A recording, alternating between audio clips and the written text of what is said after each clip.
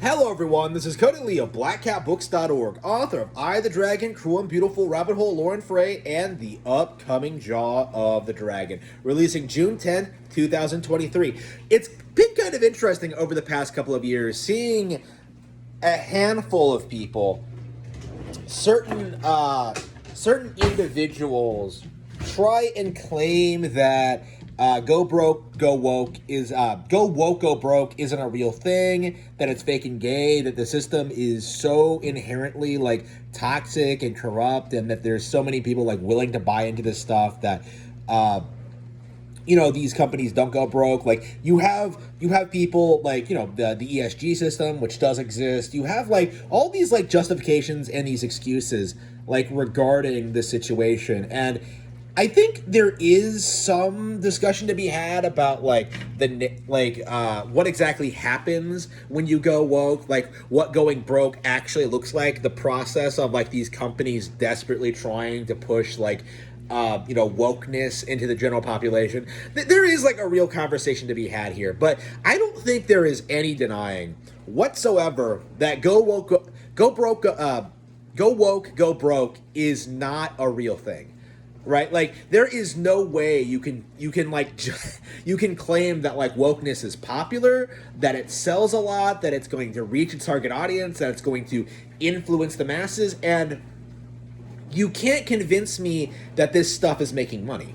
Right, that's the reality we're in right now, is that like in spite of the ESG system, in spite of everything the system is doing to try and like paint this stuff as desirable, in spite of like the political machinations of Hollywood, corrupt gaming journalists, the gaming industry, fraud writers, like basically all of my competition, people who are actually backed by major publishing corporations and the big publishers, stuff like that. In spite of all of that, like I really don't think people are buying a lot of this woke stuff. I don't think it's really believed. I think it's just a trend that the establishment is pushing, and people from the mid to upper mid levels buy into it in hopes that they'll someday like reach the upper echelons of society. They're going along with it in hopes that they'll get promotions, that they'll get this and they'll get that, and they'll be able to like be highly successful. It's not something that even the people who are like actively pushing it believe. And if they do, if people like really sincerely believe in like woke culture, it becomes inherently obvious to everyone just how toxic they actually are.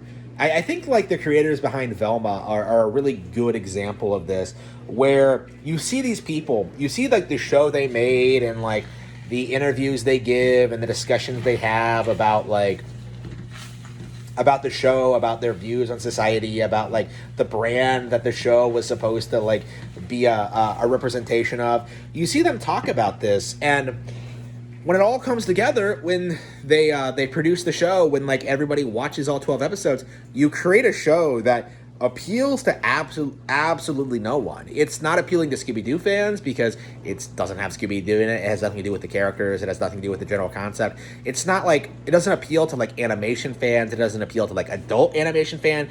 It doesn't appeal to people who like, maybe are interested in like the idea of, a high school group of high schoolers like solving mysteries. Like, what exactly about Velma resonates with anyone? Like, what exactly makes it appealing? And the answer is like absolutely nothing. Like, unless you're a contrarian, like you don't like Velma. Like, nobody likes Velma.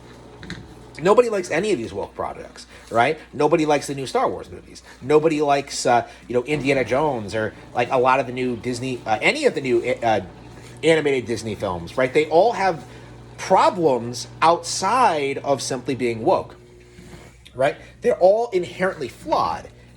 And it's becoming more and more obvious, like, as people consume this media, or like, or even become like passively aware of it, or even just like by seeing marketing materials or hearing word of mouth, just how toxic these kind of ideas and these this ideology actually is.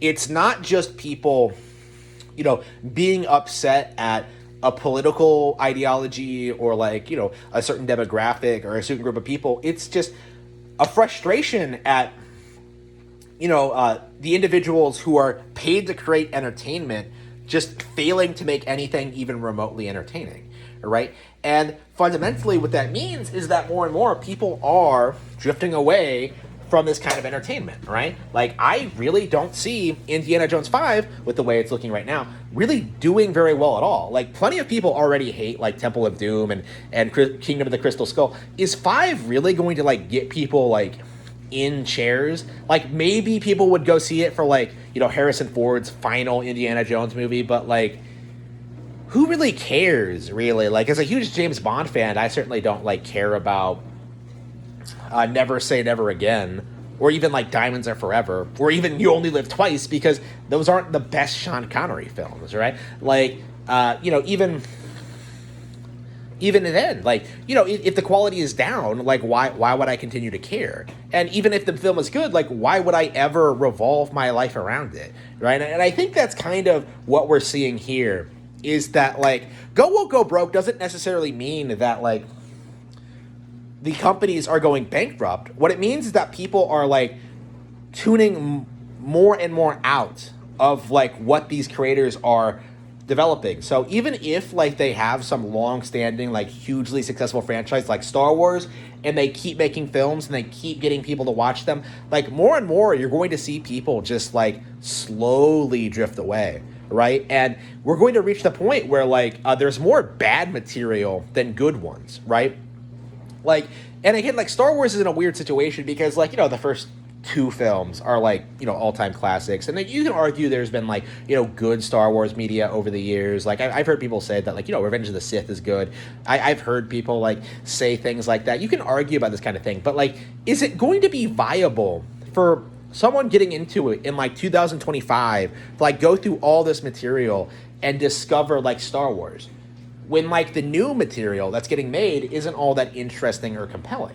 Like, I think most people would go for, like, a franchise that's, like,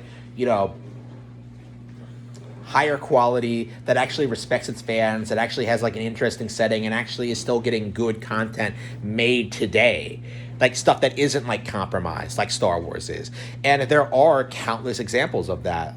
Creators like me, who are producing the things we want to create with no real political agenda or ideology. That I think is going to be the death of, like, woke culture, is people becoming increasingly apathetic to the new games that the machine spits out.